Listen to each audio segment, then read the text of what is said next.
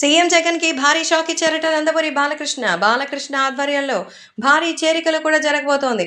మరి జగన్మోహన్ రెడ్డికి ఇప్పుడు షాకుల మీద షాకులు. తను ప్రకటించబోయేటువంటి నియోజకవర్గ ఇన్ఛార్జెస్‌కి సంబంధించి చాలా మందిని మార్చేశారు. తెలివిగా జగన్ ఇన్ఛార్జీలు మాత్రమే అనౌన్స్ చేశారు. క్యాండిడేట్స్‌ని అనౌన్స్ చేయలేదు. దీంతో ఇప్పటికే వాళ్ళకు ఒక ఐడియా వచ్చేసింది. ఇన్ఛార్జీలనే నాయకులు కూడా నియమిస్తారని. మరి ఎవరెవరు వాళ్ళ స్థానాల నుంచి తప్పించి వాళ్ళని వేరే చోట వేసి అక్కడ ఆల్రెడీ గెలిచినటువంటి వాళ్ళ స్థానంలో కొత్త వాళ్ళని వేయడం. ఇలాంటి పిచ్చి పనులు ఎన్నో చేశారు. దీంతో జగన్మోహన్ రెడ్డి పైన ఒకంత విశ్వాసం కోల్పోయినటువంటి చాలా మంది సీనియర్ నేతలు తెలుగుదేశం పార్టీలోకి రాబోతున్నారట. నందమూరి బాలకృష్ణ చేతిలోనే వీళ్ళందరికీ కూడా తెలుగుదేశం ప్రమాణ స్వీకారం జరుగుతుందని సమాచారం.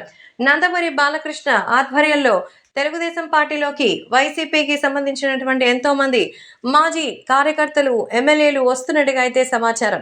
ఈ నేపథ్యంలో జగన్ యొక్క అసలు క్రూరత్వం అనేది వాళ్ళందరికీ తెలిసినా ఏదో పదవి ఉందిలే అనుకొని తాత్సారం చేస్తున్నారు. కానీ ఒక్కసారి కాదనుకుంటే జగన్ చేసే ప్రయత్నాలు తెలిసిందే.